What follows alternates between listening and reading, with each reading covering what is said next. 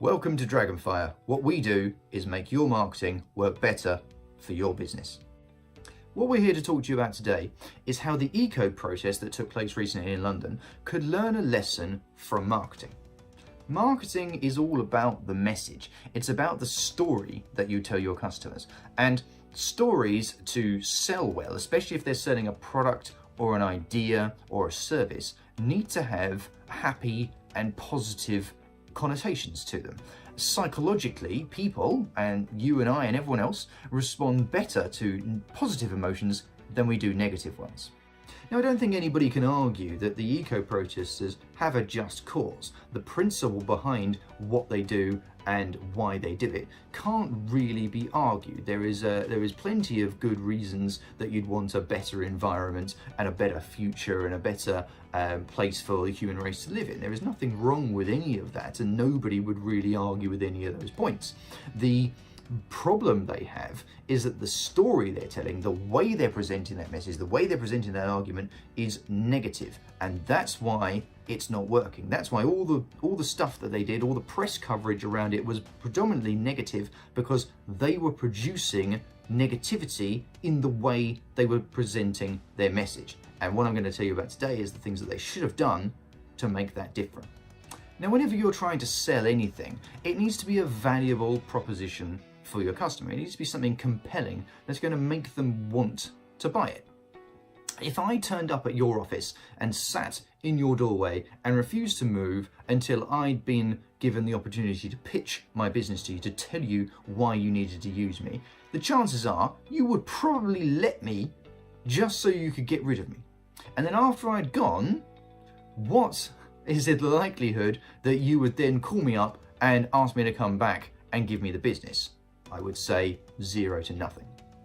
And that's because I would have forced you to listen to me. Nobody wants to feel that they're being forced into buying anything, a product, a service, or an idea. People resent being forced to do things. So therefore, the eco-protesters' kind of blunt force approach, their very aggressive kind of approach to things, although it gets attention, doesn't actually win them any friends or get anyone involved and emotionally attached to them in a positive way.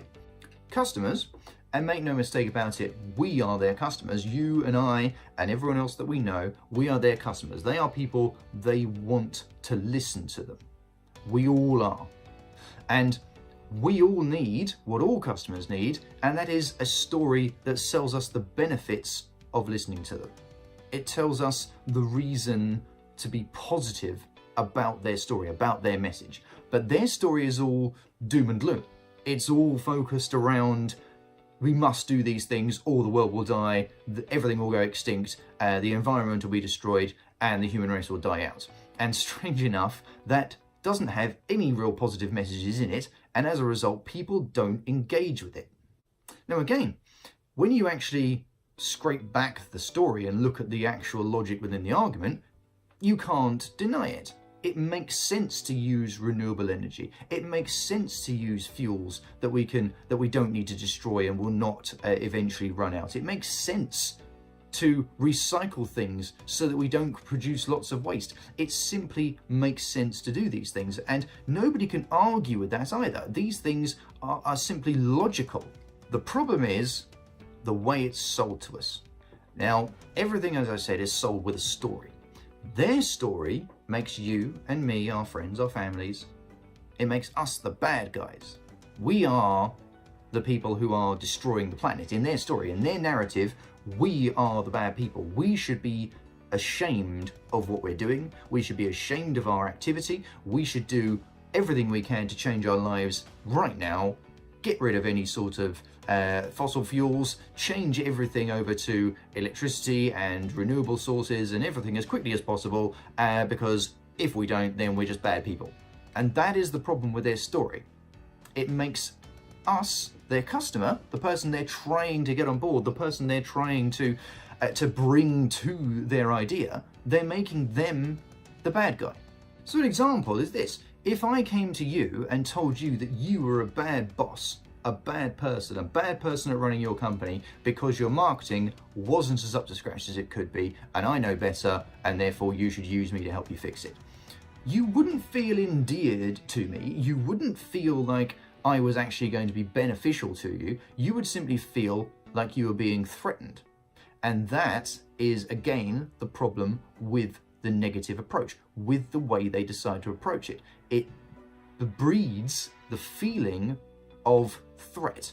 It doesn't breed the feeling of positivity.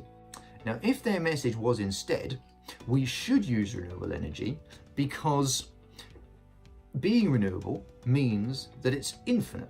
It doesn't run out, which means we can use it over and over and over again. That means that long term it's cheaper and it will save you money. It will save you effort and energy, and you'll no longer be beholden to the market forces that can affect a finite resource far greater than it can affect an infinite resource. Wouldn't that resonate a lot more with the average person? The person who works hard every single day to put food on their table, keep a roof over their heads, and heat their homes and fuel their cars. Those people are hard-working. They work a long time, they work long hours, and they do not have the time to be inconvenienced by someone telling them that they should change their ways by ramming a story of woe down their throats. It's an old phrase in marketing, but you sell the benefits. You sell the future of virtually free energy. You sell the future of wide expanses of unencumbered nature, completely devoid of human pollution. You sell the dream, not the nightmare. And the same is true in business. If you're trying to sell people nightmares, you won't do as well as if you're selling them the dream. I hope this video has been helpful. Until next time, goodbye.